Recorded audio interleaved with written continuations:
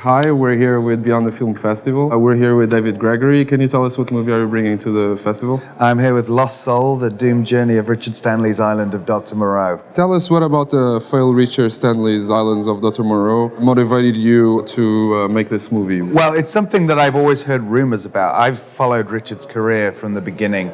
I was at the world premiere of Hardware when it played at Shock Around the Clock in 1990, and there was a lot of excitement about Richard, about what he was going to do next. He did Dust Devil after that, but then he got the job to do The Island of Dr. Moreau, which was with a proper budget. Yeah. So it just seemed like it was going to be something really to look forward to. Because at that point in the horror genre, there wasn't really much exciting going on. You know, censorship around the world had kind of made it bloodless at that point. So The Island of Dr. Moreau actually seemed like a perfect idea because it's very perverse, but it's not, overly bloody or anything like that. And it seemed like Richard was the man for the job. So when it finally came out, I was living in Los Angeles and I saw the poster in the LA Weekly. It said directed by John Frankenheimer. And that was the first I'd heard that Richard was no longer on it. Still said Richard Stanley as one of the screenwriters. And, rumors just started coming out about what happened. I think there was an article in Fangoria or a couple of the fanzines that Richard had been let go, it had all been bad. And then there was rumors about him having snuck back onto the set and things like that.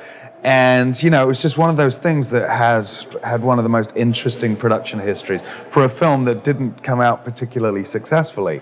I made The Theatre Bizarre with Richard a couple of years ago. It was an anthology film that he directed one of the episodes for, and I produced. And I went to visit him in Montreal, where he lives in the French Pyrenees, and asked the question, so what happened on Island of Dr. Moreau? And he started telling me these incredible stories. As you know, Richard's very articulate, he tells a great story. And I was like, we've just got to start filming this, and this is a documentary in itself. He was clearly really passionate, he was clearly really happy. And it seems like that went against him a little bit. Well, it did. I think as soon as they started casting very expensive stars, all of a sudden you don't have the luxury to be thinking about the background and the minutiae and all the things that made it something that was going to be interesting in the first place. Once it becomes such an expensive film, it's a matter of getting a film in the can and into theaters by a certain date. So his vision became secondary to the fact that they needed to put something on the poster with Marlon Brando and Val Kilmer. And James Woods for a short period. But that was while it was still Richards. That's why it was James Woods, Bruce Willis, and Marlon Brando was the initial. But even then, it might still have been problematic because there's still a lot of expensive stars. It seems like the studio weren't really into it in the first place. I mean, unfortunately, we don't have Mike DeLuca's point of view in the documentary because he didn't want to be a part of it.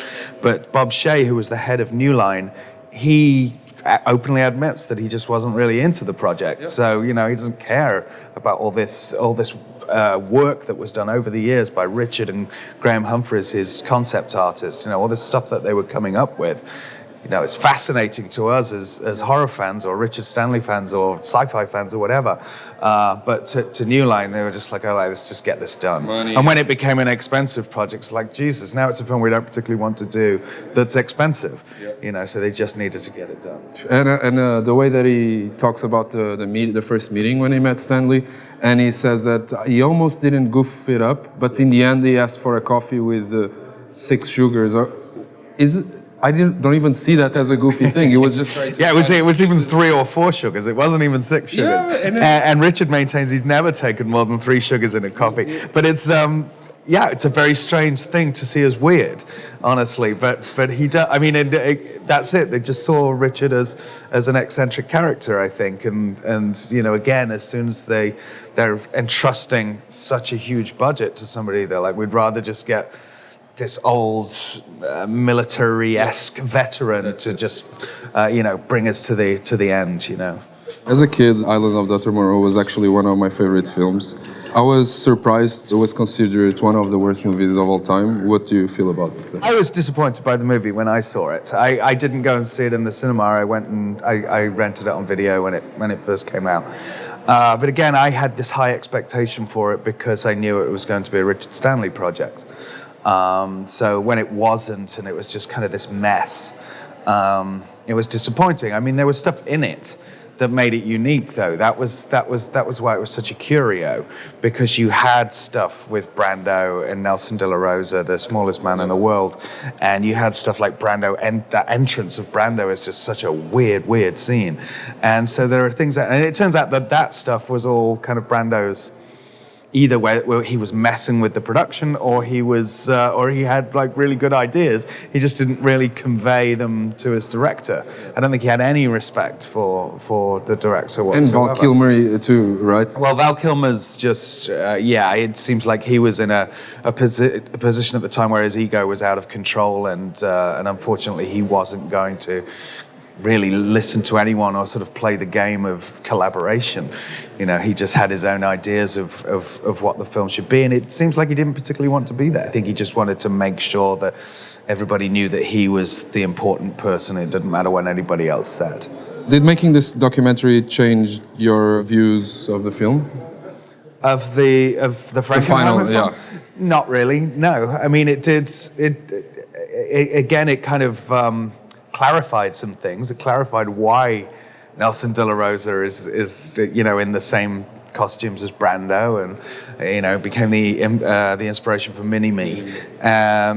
But no, it didn't really. It actually probably made it a bit worse, because it's you can just see that there's no passion behind the movie that was made, and it actually starts out okay.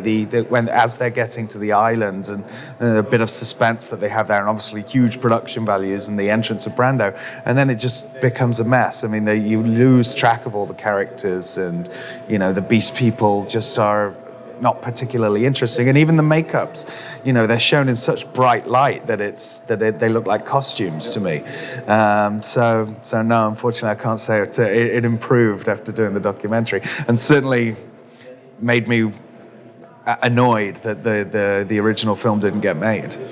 Have you seen Richard's recent documentary about the zone? Yes, I have. And what can you tell us about it? I can tell you I've been to the zone. I've been to Montreal, where Richard lives, and it's a fascinating place, and it's particularly fascinating to be there with Richard and Scarlett, his partner, because they know a lot about this area, and it's fascinating, and it's mysterious, and it's very kind of spiritual and otherworldly. I mean, the film's called The Otherworld, but I think I've visited there 3 or 4 times now, and the documentary is about all these, for want of a better word, characters who live in the zone, and they've had experiences, and there's all kinds of supernatural happenings and portals to other dimensions and things like that very strange experiences that all these people have had, including Richard and Scarlett, and things that have happened to them while they've been there. So it's pretty interesting. It's fascinating to see him openly talk about his love of witchcraft and supernatural, and how can that have an influence in the movie. He talks about the rituals that he had to do, and then the little weird accidents that would happen, and it's really interesting to see him openly talking about it. Well, there's always been a lot of coincidence in the world of Richard Stanley since I've known him. A lot of things have sort of happened, and he never outright comes out and says it's magic that's making it happen. But it's certainly, even from my experience with him, there are things that happen that's like, well, that's just so Richard Stanley, isn't it? That would happen to now. You. Yeah, yes, exactly. And he, as he says in an earlier clip in Lost Soul, his mother was into witchcraft, so he was kind of brought up around it in South Africa, and knowing a lot about it. I mean, he's extremely well read on the subject, and so he's definitely the man to listen to. I mean, it's fascinating to hear him talk about that kind of stuff. Thank you very much. It's all the time we have for today. Thank you. And I hope you guys watch the movie. And thank you very much. Thank David. you. Cheers. Thank you.